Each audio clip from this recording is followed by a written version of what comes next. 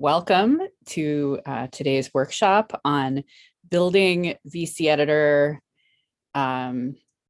projects from collation formulas and from other existing data. My name is Dot Porter. I am the curator for digital research services in the Kislak Center for Special Collections, Rare Books and Manuscripts at the University of Pennsylvania Libraries. I split my time with the Schoenberg Institute for Manuscript Studies, which is a research and development institute embedded in the Kislak Center that focuses on manuscript studies kind of broadly defined.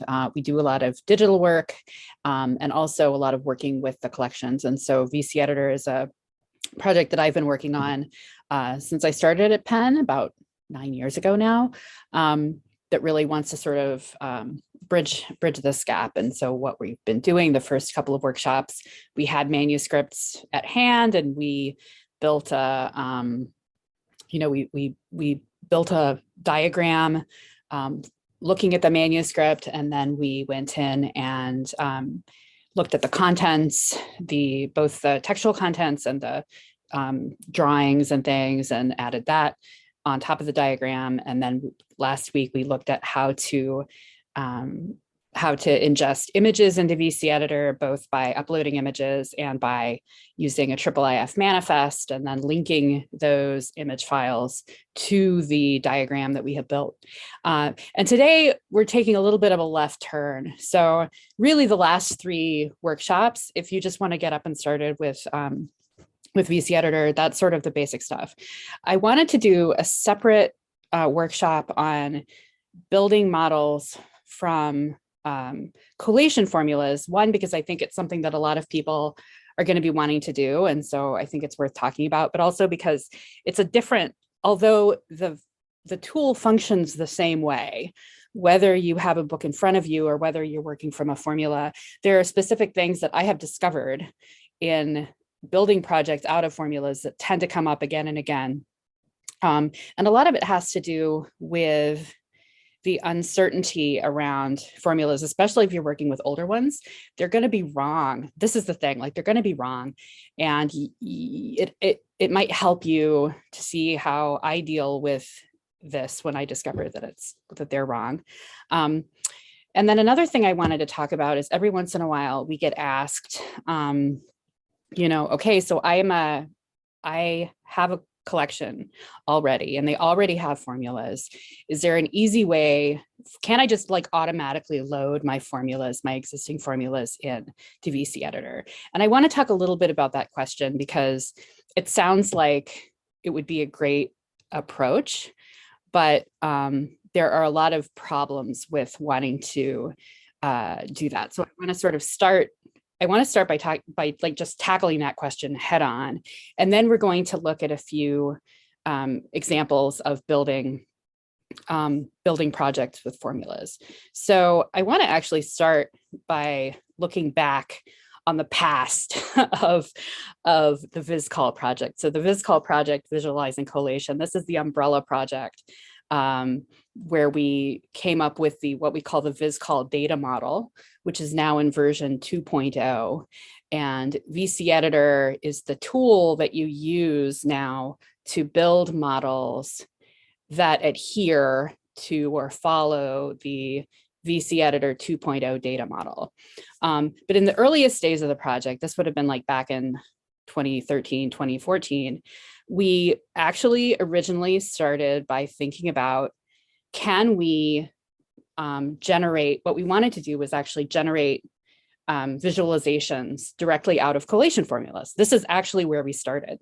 And so these are slides from a talk that Alberto Campagnolo, my co-director on the VisCol project, that we gave back in April of last year. And so all this is doing, this is showing a collation formula that came out of the Digital Walters project. So the Digital Walters was when in 2012, the Walters Art Museum had digitized all of their, or a large number of their manuscripts, one of their main manuscripts collection, and put the data online in this thing called Digital Walters. But we actually started by looking at the collation formulas that were generated as part of the Digital Walters project. And these were like generated. So when they were putting their information in to Digital Walters, they had a form where they would put in the information, and they put in the formulas following this kind of template. So if you know how to read formulas, this is probably pretty clear. Quire 1 has 2 leaves. The second leaf is missing. 2 through 5 have 8 leaves. 6 has 8 leaves. The 5th leaf is missing. 7 through 9 have 8. 12 have 6, 12 through 18 have 8, and then 19 was a bifolia, and the second half of the bifolia was missing, so it's now a single leaf.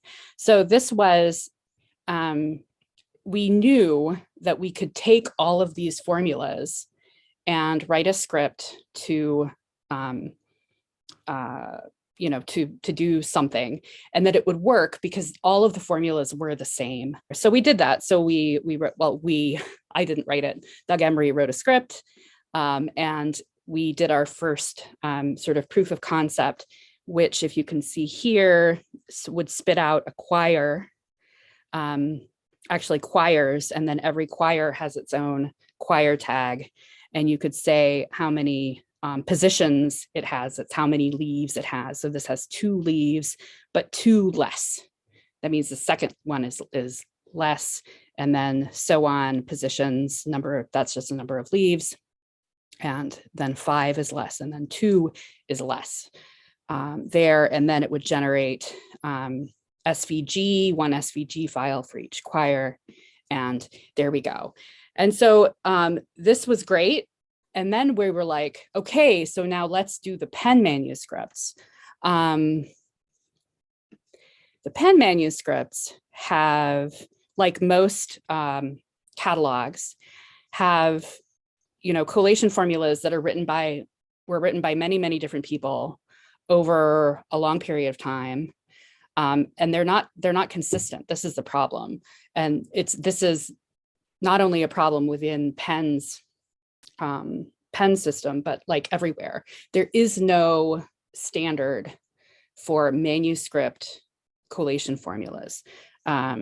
So think about that minus, the way that the Digital Walters ones were written, very standardized. And then here, so this also has 0. So like maybe this would also work here, -2. This does have superscript, which is different. They didn't have superscript. Okay.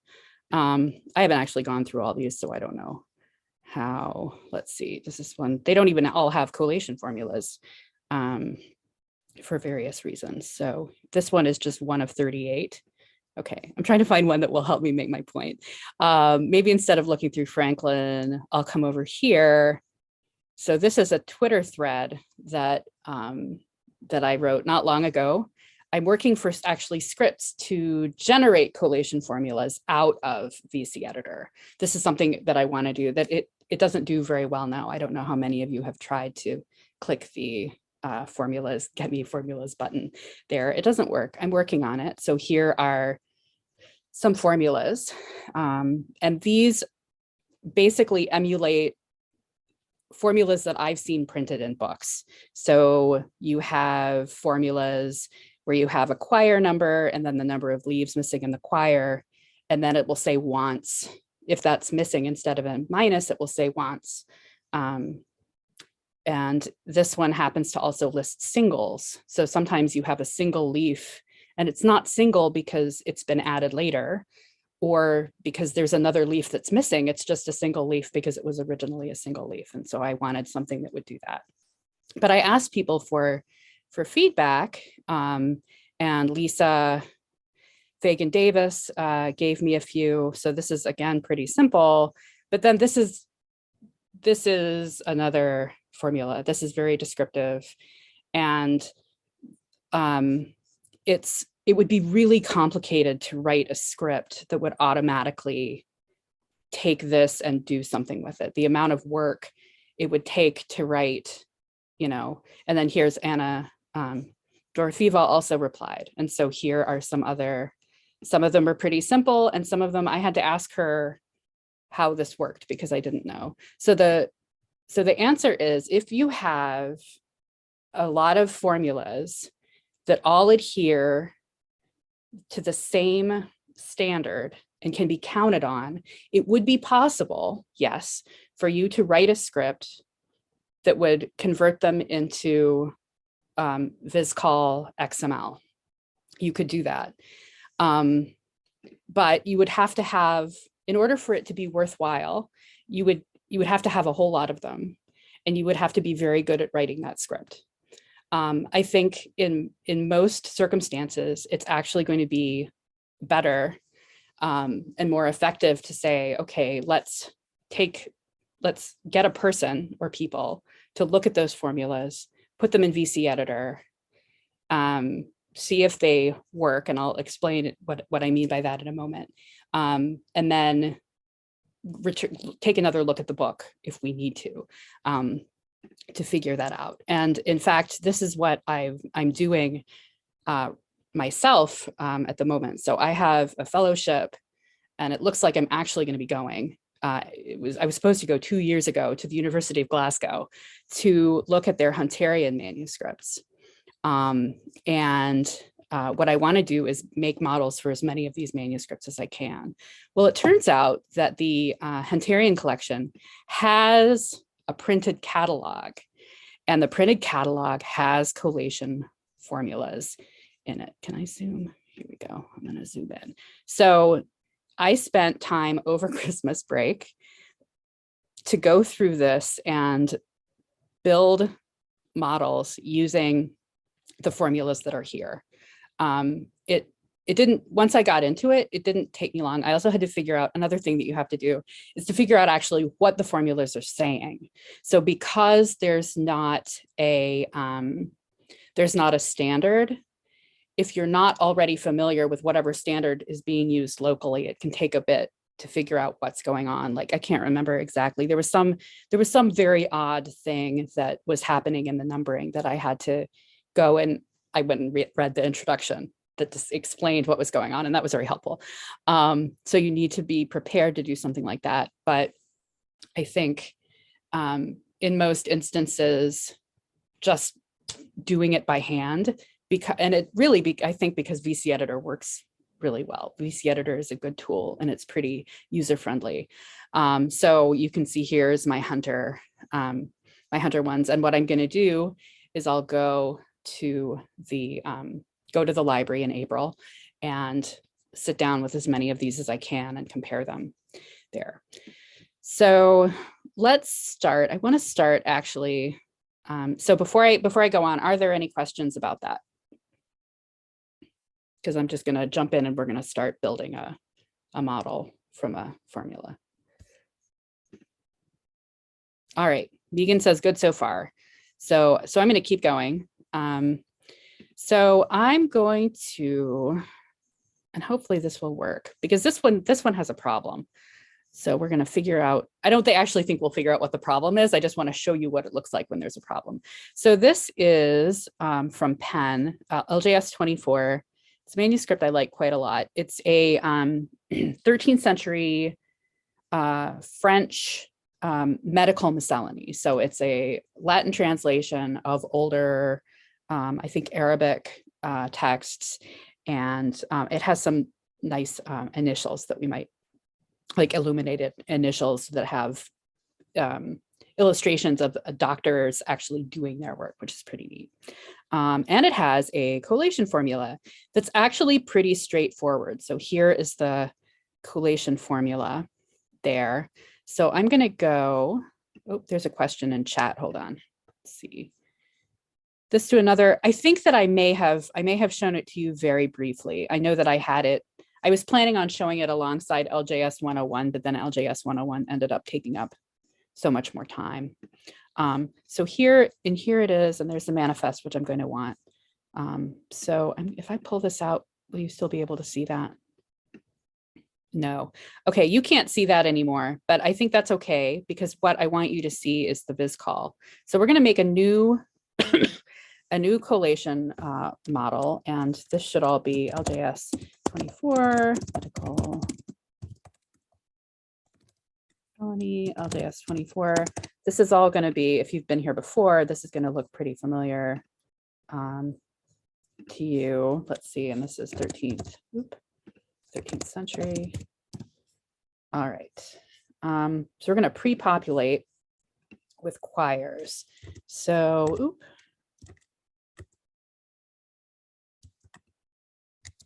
all right. So we have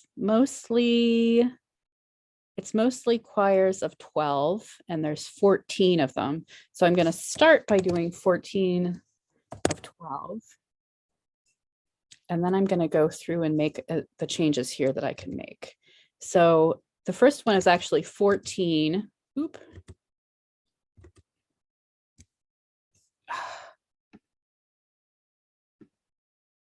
14. And there's a missing one, but I'll add that later. 2 is 2. Oh, come on. 2 is 2. 3 is 10. 4 through 7 are 12. 8 is 12 minus 1, but I'll get that when we get in. 9 is also 12. 10 through 13 are 12, and 14 is 10. And then there's some missing leaves. So I'm going to generate this. Folio numbers, hair, recto verso. We'll finish. Ah, no. Come on. This happens sometimes. Hopefully it actually created the.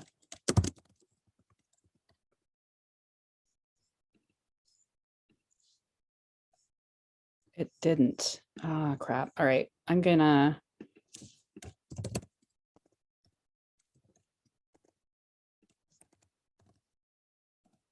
All right. I'm just going to start with an empty project then. Oh, let's see. Sorry about this. I'm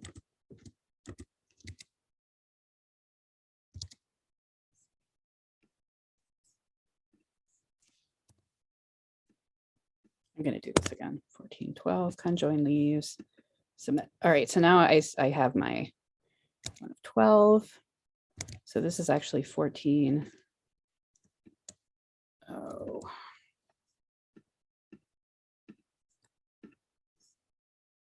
I was not planning on doing this. Okay. 2, and then I'm going to conjoin all of these. Sorry to make you. I guess this is a learning experience. There we go. So then that's conjoined, and the first one's missing. First leaf is missing. All right. And then 2 is 2. So I'm going to remove all of these except the 2 in the middle. That should be right. Delete. So there's my 2. 3 is 10. So I'm going to remove the 2 in the middle since it's 12. Delete, delete.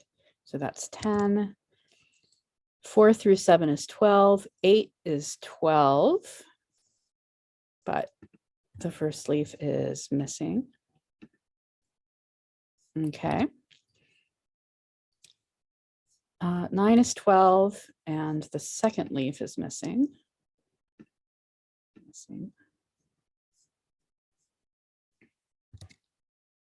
10 through 13 are 12. 14 is 10. So first I have to remove, delete the middle. So that makes 10. And then the third leaf is missing.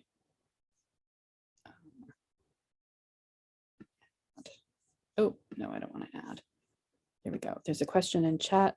A good review. Thank you. So I'm just quickly going to go here and say, okay, so 1 through 14, sorry, 1. So you can see it. the first one is 14 and the first leaf is missing. Okay. Quire 2 has 2 leaves. All right, that's good. Quire 3 has 10 leaves. 1, 2, 3, 4, 5. Yep, and then 6, 7, 8, 9, 10. And 4, I believe it's 4 through 7 have 12 leaves. 4, 5, 6, 7. I did not touch those. 8 has 12, and the first one is missing. Yes. 9 has 12, and the second one is missing. Yes. 10 through 13 have 12.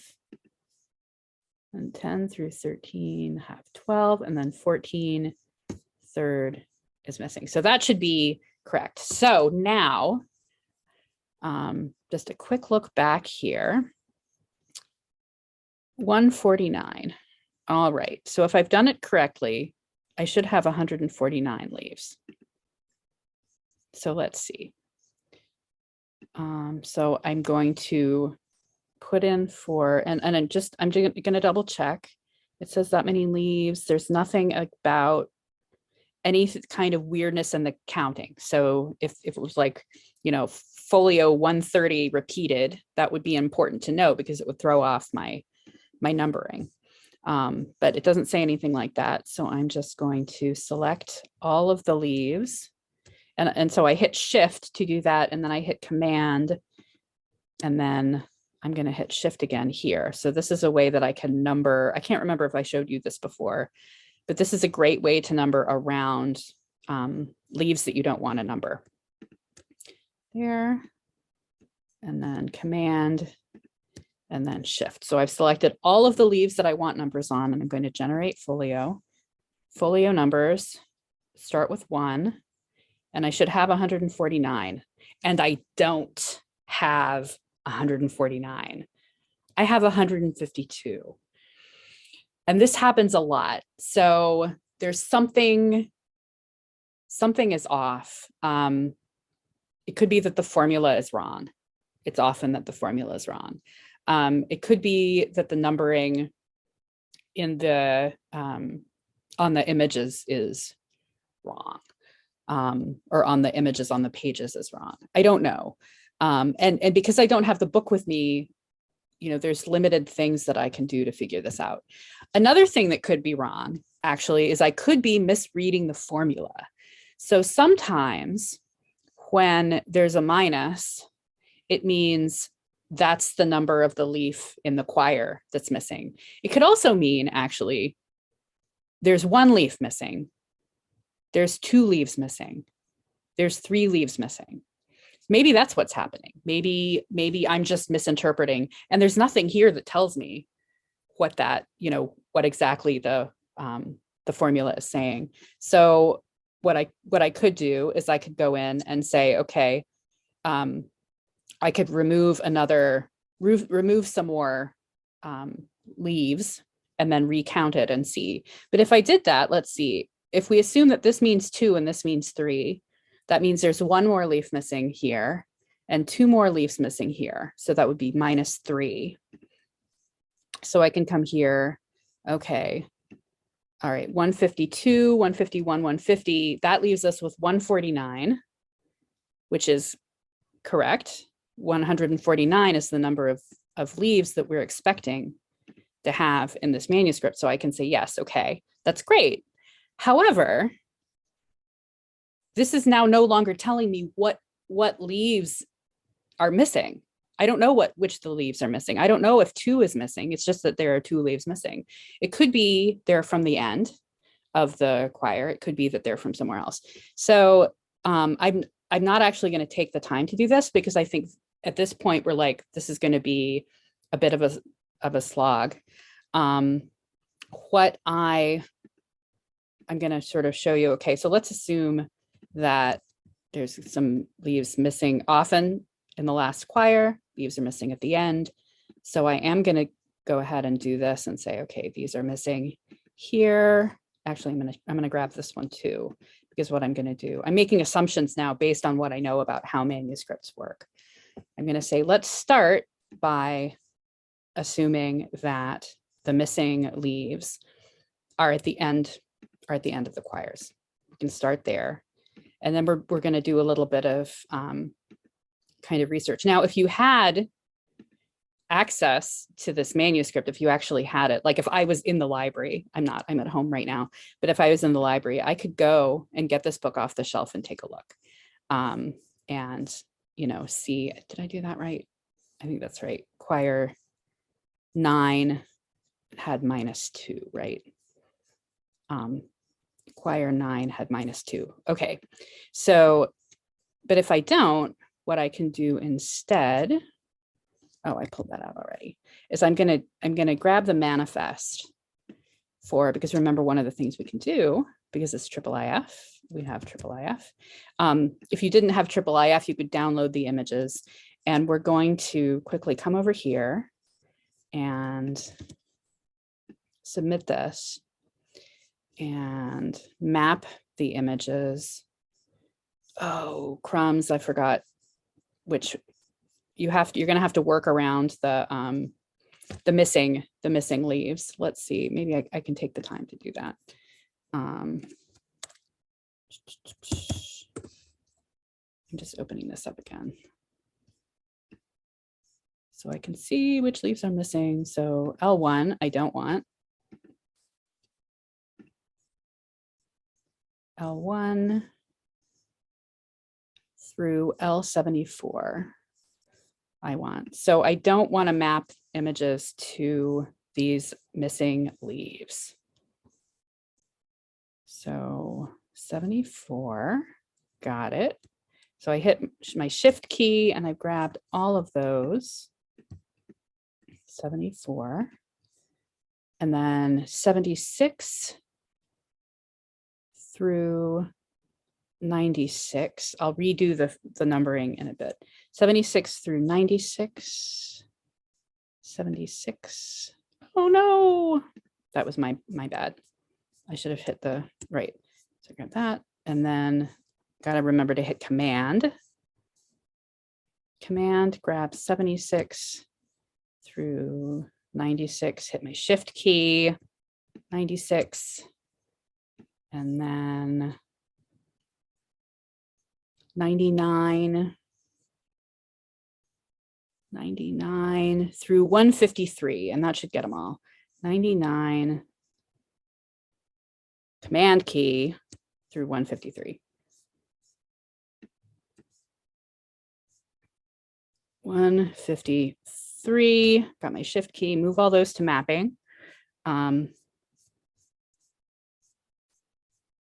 that's all out of order. And it didn't grab that. Let's see, 153. Oh no, it did.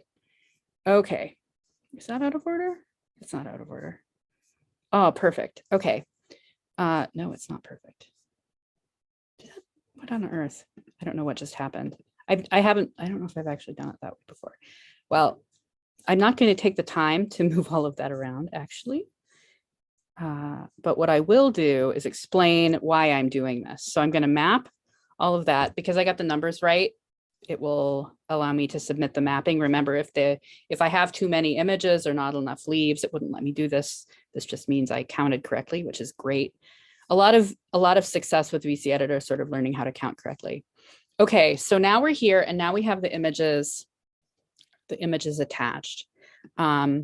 So now we can start seeing how the leaves are and the ordering of. What I'm really looking for here is, let's see, I don't know. I think what I'm hoping is that I could start going through and seeing if there are clues on the leaves themselves, as far as like hair and flesh, because the hair and flesh pattern might tell me that. And I forgot last week, I actually added it at the end of last week of the video for last week's workshop, but you can export HTML here, and that will show you the bifolia, what we call the bifolia view, which is where you have the sheets themselves showing up. And so it's easier that way to look at the hair and the flesh patterning. Let me see if I still have that. I think I don't have that downloaded anymore. But if you watch that video, you can see it's really clear how the sheets go hair, flesh, hair, flesh. And what I would be looking for in this is a sheet where it looks like half of it is hair and half of it is flesh. And that's going to tell me I got this wrong. I need to go back and double check and, look at maybe it's another leaf that's missing. So that's how I would go about figuring out things. And honestly, like, if it works, it's great. You just put it in and move on to the next one. You got the right number and it's fine. But when something like this happens, it can take some work if you don't have access to the book, or you can call someone, I guess, at the library who has the book to help you with that. So that's sort of one example. The next one I want to do is, I think, a little more complicated, but also more straightforward. And that is this book from the Bodleian Library. I wanted to feature at least one book that wasn't a pen book because I don't have it. I don't know this book. I sort of picked it. I think somebody suggested it to me on Twitter.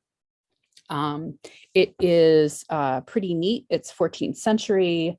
It is a composite, as it says here, a composite manuscript of 5 separate codicological units. So that makes it an interesting prospect to put in VCEditor.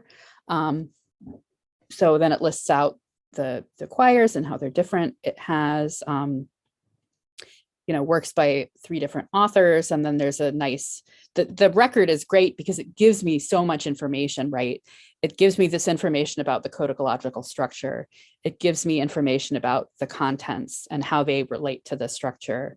And then it's got this pretty straightforward collation formula. It's not a very complicated thing. So then the process is pretty much, if it's straightforward like that, it's pretty much like having the book in front of you. You're just using, working from a different set of data. So I'm going to create a new title. And what do we, does it have a name? Treatises on Dictamen. Oop, and I'm going to need the shelf mark too. I always like to put the shelf mark in both the title and it just helps me keep it, because I have so many in my list because of all of those Hunterian manuscripts. What he said, 14th century. All right, so let us oops, where'd you go? There you are. Here's the formula. So let's see, we have 10, mostly 8. This is how I do. I look at it and I'm like, okay, there's mostly 8 there. So I'm just going to make 13 of 8 and then make them around. And hopefully this time it won't kick me out. It does that sometimes. I don't know why. It's very annoying. Okay. So I have my 13 of 8. And actually the first one is 10. This one's also nice because it tells me, not all formulas do this. It tells me which folios those are in the quire. That's a really great thing. And incidentally, one of the formulas that I'm writing, one of the scripts I'm writing for formulas out of VCEditor will do that. I think that's actually one of the great things about doing it this way. So people seem to be really interested in taking from formulas and putting them in, but really generating formulas out of VCEditor is what's cool, because you can write it, because you always know what the model is going to look like. So you can account for everything that might happen in the model because it's just limited. And then you can generate any kind of formula you want. And it's, if you want, I'm not a fan of formulas, but it's neat to see that you can do that. Okay, 2 to 3 is 8, 6 is 10. 6 is 10. And I think that the reason the collation formula is written this way is because it's acknowledging these different codicological structures. So 2 and 3 is actually separate from 4 and 5, which is why, even though they're all 8, they're doing that. So 7 is 6. I always feel like I'm speaking in code. I guess I am speaking in code. 6 is 10 and 7 is 6. 9 and 10 are 8. 8 and 9 are 8. 8. 13 is 8. Yep. All right. So we're good. So we go next, and then we generate folio numbers. And please don't. Okay. It didn't kick me out. Nice. So here we go. And we already have our folio numbers in. And the very first thing that I want to do, because there weren't any, there's no missing. There's nothing missing. It's all accounted for. So the first thing I want to do is go and make sure the number is right. So 106, there should be 106. 106. Yay. That's a great feeling. It's even more great when it's a really complicated one with lots of missing and added and single things, but that's great. Okay. So once you have, I mean, that's the easy part, right? Like we've got it in there. And then we can start the process of adding contents. And we did this in the second workshop, looked at making, then we start thinking about, okay, what taxonomies do we want? Contents.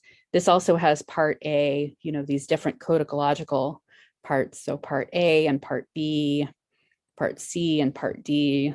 So let's do contents, textual contents. I'm not going to do all of this. I'll just get started. And then maybe we can pick just pick one at random and see what happens. And codicological sections, I'll call them. We can always change this. So we have the different parts. So there's part A and this is the codicological sections. Let's say we will show that in the diagram. Part B in the sections, show in diagram. Part C.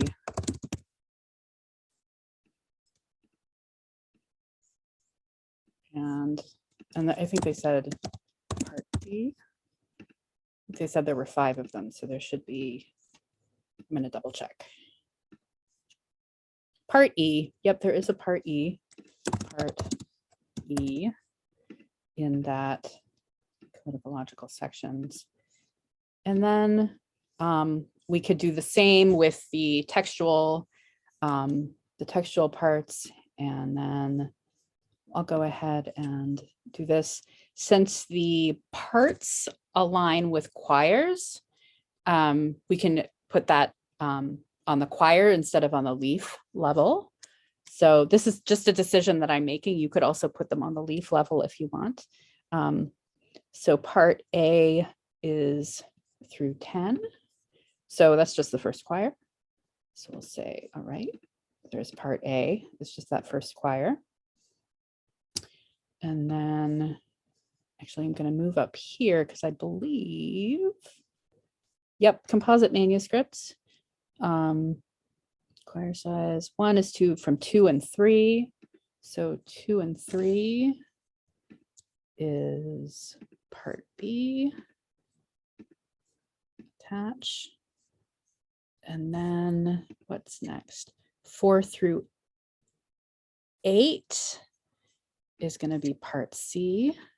4 through 8, and to select, I've got my shift key, so I select all of those, and that's part C.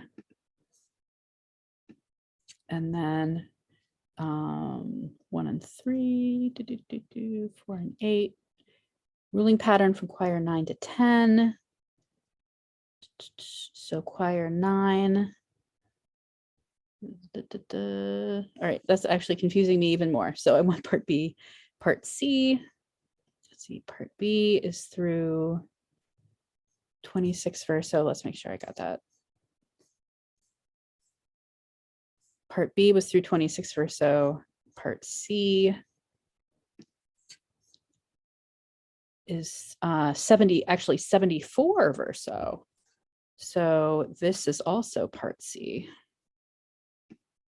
Terms, part C. And then we have a few more. Let's see, part C. Part D is to 98 verso. Part D is then these 3 quires. Part D, and then part E is going to be the last, just the last quire. There we go. And there we have our parts, and then we could go and we could also attach the table of contents, and then we would have our, and then whatever else, and then we'd have our complete one. And we haven't even looked at the manuscript in person. Oh, before we finish, let us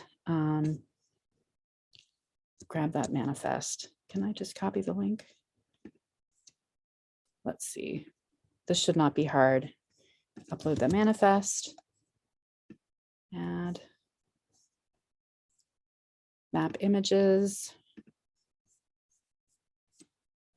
There we go, all 106. And then there he is. And what a great thing about manifest is it carries all that information with it, so we know exactly what we need. And oop. Come on. I guess I can hit, there we go. Successfully updated. Now we basically have the basics of this one. So there we go. So we have about 15 minutes. So I'm just gonna pick one. I'm gonna go to Penn because Penn has formulas for their manuscripts. Not all of them, but let's see. LJS 26. This is a nice one. And I bet it's got a formula. Let's see. It's small though. Decorations. It doesn't have a formula. Oh, I should have planned this better. Algorithmus. Is that the one I just? Why does that have 2? Let's see. 113 leaves. Ooh, this one has some pluses and minuses. That's very exciting. All right, so let's try this one. So this is a 15th century manuscript, math, Italian math, pedagogical treatise on commercial and practical arithmetic. That actually sounds like fun. So before we look at it, let's make a diagram. 1 through 2, 1 and 2 have 6 leaves, 3 has 10, 4 has 10 plus 1. Whether that means, you know, where it's added, I don't know. 5 and 6 have 10, 9 have 10 minus 1, 10 has 8, and 11 has 10 minus 1, 12 has 10, and 13 has 4. So a nice variety. That's fun. What did I say the number was? LJS 27. LJS 27. All right. Come back here, new, create new, LJS 27. I didn't get the right title, but it's mathematical treatise, LJS 27, and it's 15th century, 1480 something. We'll pre-populate.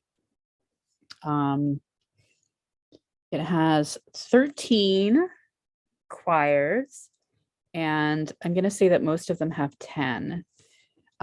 So the reason that I do it, it's entirely possible to add to, if you, let's say you had a quire where the first half, it has 20 quires, and the first 10 quires have 8 leaves, and the last 10 quires have 10 leaves.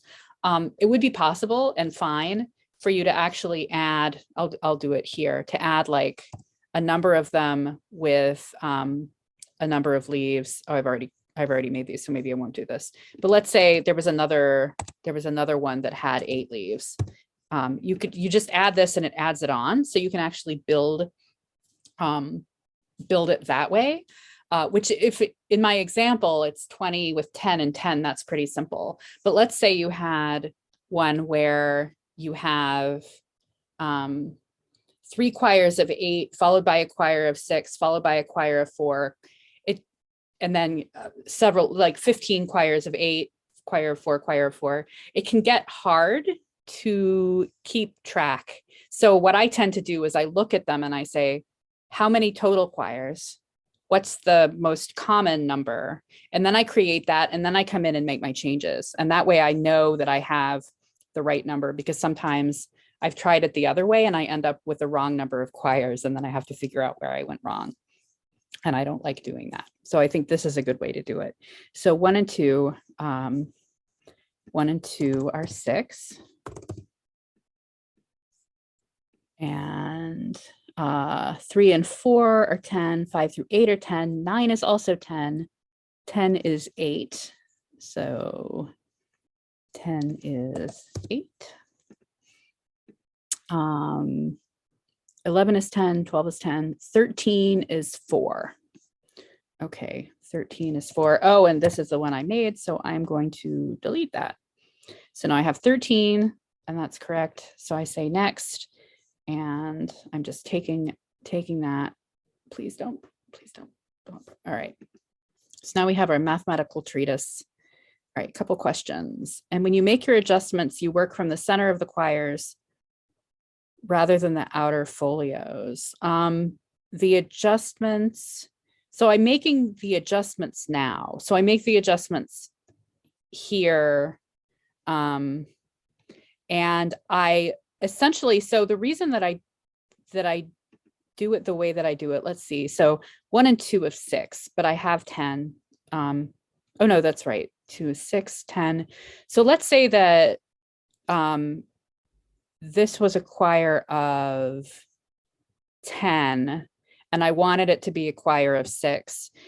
Basically, what is important to me is maintaining the bifolia. So I'm not going to delete. I could actually delete the first 4 leaves, and that leaves me the quire of 6. But then I have to reconjoin them, which actually isn't hard. I can do that. If I deleted these, then I would just grab all of these and reconjoin them, and it would be fine. It's just my preference to keep the conjoins when I can. So instead of, if I was making this from a quire of 10 into a quire of 6, instead of deleting the top 4 and then reconjoining them, I would I could do it either way. Take these and delete them. So that's 4 leaves out and the conjoin stays. Or I could take the 4 on the inside, or however, it doesn't really matter. And that's just a personal preference. It would also be totally fine to just take these 4 and delete them and then reconjoin the ones that are left. I think that was the question you were asking. But in this case, oops, that is not the right one. I'm actually going to close that. Okay, so 4 is 10. And what does this mean? 10 plus 1, because there's an even number. The number is 10, but there's a plus 1, which implies an odd number because there's 1 added. So I'm not entirely sure what that means, but I'm going to add a leaf above anyway, and hope that that's what it means. 9 is 10 minus 1. After my experience with the previous one, I'm going to assume that the number means the number of leaves missing, and not, oh no, I don't want to delete, and not actually where it is missing. So I'm going to do that. Minus 1, 10. And the reason that I'm removing it from the end is just that leaves tend to be removed from the ends of quires, not even like 80% of the time, but I don't know. So I'm going to try that. And then I'm going to renumber and we'll see how the numbers come out. Number of 1. Okay, so, oh, I should have done this before. I'm going to remove that folio number there, because the missing have no number. It sounds kind of ominous, doesn't it? All right, and then that, and And was there another missing? No, there was an added one. Okay, so then I'm going to come in and do my numbering and hope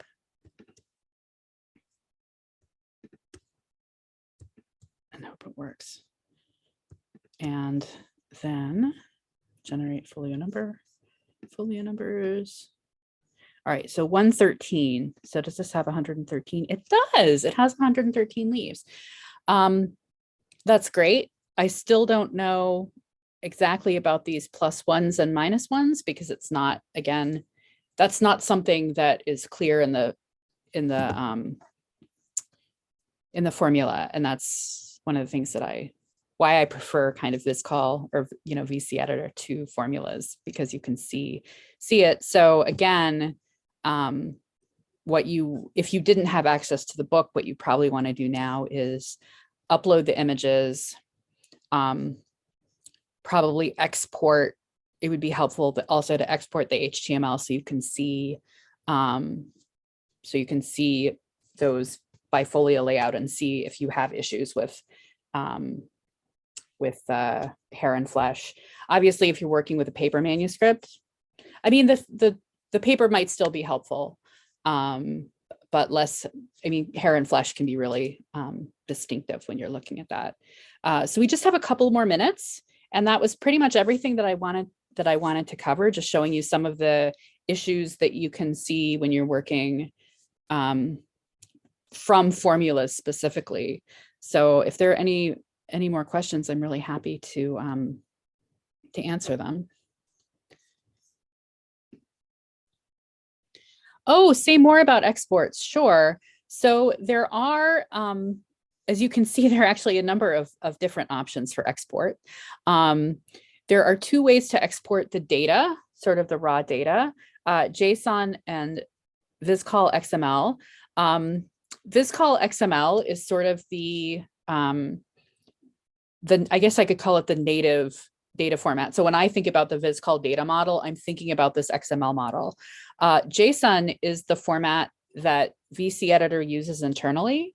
It is not as robust as the VisCol XML. It's what you might call lossy. So it doesn't have as much information. However, if you export the JSON and you send it to your friend, they can import it into VCEditor. So if we come back out for a sec, one of the ways to create a new project is to import it. So you could actually share the JSON from your project that way. So that's really there's sort of a lot of different options, and they're good for different things. So let's go back here for a sec, and I'll show you the rest of them. Export. Collation, you can also export collation diagram. Oh, Alex, okay, bye. It was good to see you, and you're welcome. All right, you can export as SVG and PNG, which is just two sort of image formats. The formulas, as I've been saying a lot today, I'm working on this, so you can export. It basically exports a little HTML file. And at the moment it's not very good, but I'm really working on making that better. And my idea for exporting the formula would be for an audience of catalogers. So if you're a cataloger, you're already making formulas. But with VCEditor, you can build a model that will help you maybe think through it a little bit more systematically than you can with pen and paper. And then you can generate a formula from the model in any format that we provide. And then the HTML is, I don't want to export this right now.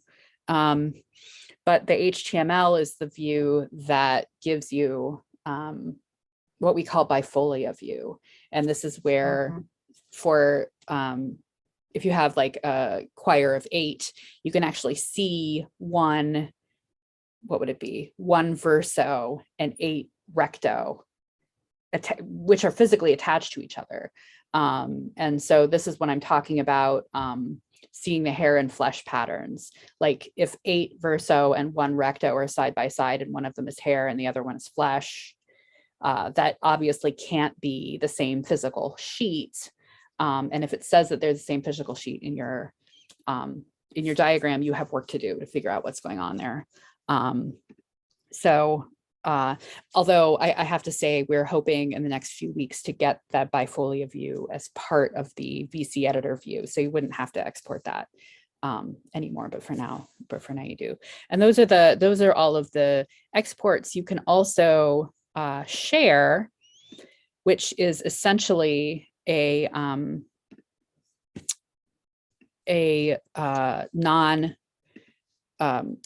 view only view of that. So this is another way to share with your friends, like, I made this great model and here it is, and they can come in and see it without being able, so they see the same diagram without being able to edit it. So you're welcome.